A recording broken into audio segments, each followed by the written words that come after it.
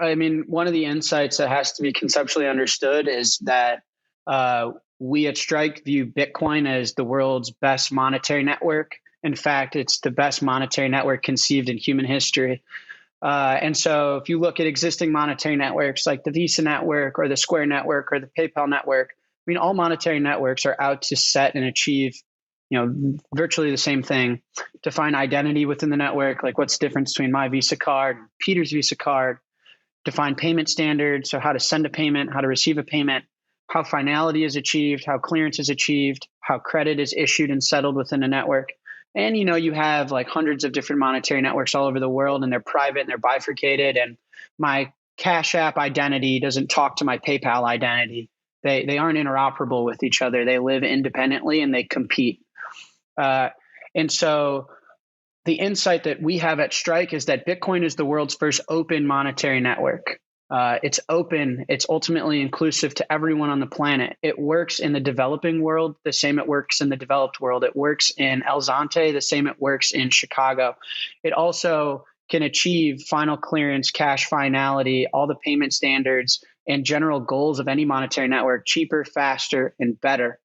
And so what we viewed as the first killer app of many is cross-border payments. Cross-border payments traditionally carry anything between 3 to 10 intermediaries to accomplish. They take 2 to 10 days. Fees can be upwards of 50%. And we've said all of a sudden we have this monetary network that can move any amount of physical value anywhere in the world 24/7, 365, and has the liquidity profile to get in and out of any currency at any time.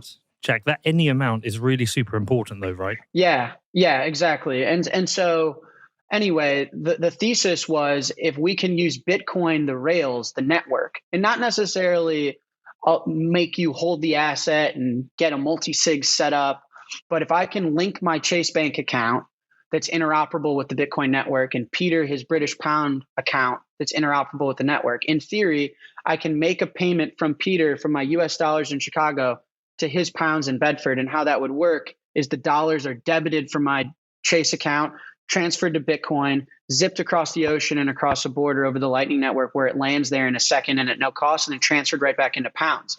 And so in theory, it should dematerialize the entire cross-border payment and remittance space and begin a new epoch in how we think about financial connectivity and inclusivity on the planet.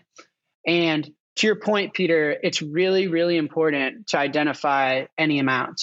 And I want to draw this akin to Robinhood. And so initially, when Robinhood was starting their pitch to investors, I actually, I've spoken to the Robinhood founders as of recent, and their pitch to investors recently, investors didn't get it. They were like, listen, I trade $500,000 lots. I trade $1 million at a time. I don't understand the commission-free trading. I don't care to pay 1%. What's 1% of $1 million? And what they didn't understand is that there's fixed costs associated to trading into prime brokerage.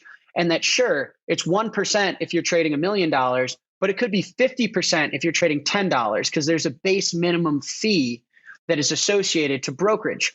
And so not only did Robinhood make commission-free trading, but they enabled an entire new market of traders. You couldn't trade with $5 in your pocket before because the fixed costs associated priced you out. It was a minimum fee of like $50 to make a trade. So it was only economically responsible to trade lots in the thousands of dollars. And so not only did Robinhood make trading cheaper, but they unlocked trading for an economic class that was previously uninvited and not included in the opportunity of buying stocks and participating in the equity market. And so I say all this to say what we're doing is the exact same, is that yes, if you want to send $5,000 to Europe, using Strike will be way cheaper, way faster, way better. And TransferWise and Western Union, none of these services make sense anymore. However, what's important in reference to El Salvador is these people are operating within a remittance market where $50 is what they're sending home every week. In El Zante, $300 a month is the average income. And so the fixed cost associated with cross-border payments in the traditional financial system, that's where the 50% fees come in. people are sending, US citizens are sending 10 grand to Europe and saying, I'm not getting charged 50%. TransferWise isn't taking 5 grand. But yeah, if you try and send $50 to El Salvador, it will cost you 25 bucks. And Lightning solves that. There are no intermediaries. This is a peer-to-peer network. It's open, it's permissionless, and it costs nothing to send $1 or $1,000 or $100,000 or $100 million. The fees are tremendously small and sometimes zero. And so it enables a new market of cross-border payments where if you've immigrated away from your family, away from your hometown because of the lack of financial opportunity, the lack of financial inclusion, because that's caused gang violence and threatened the security of your country, and you left and you now live in South Florida and you're now working hard hours and wage to send money home, and you're sending $50 to $100 home every single month, your family's going to get all $50 to $100. Your family's not going to have to risk their health to go to Western Union and pick it up despite gangs bullying them outside. There are no financial intermediaries founded in the United States that cooperate with Washington, D.C. to take any cut of that and to upwards charge you and abuse you. And you can have financial inclusion, financial access, and a quality of life and basic human freedoms, which I believe is access to sound money from your phone. And it's really tremendous, and I'm very proud of it, obviously.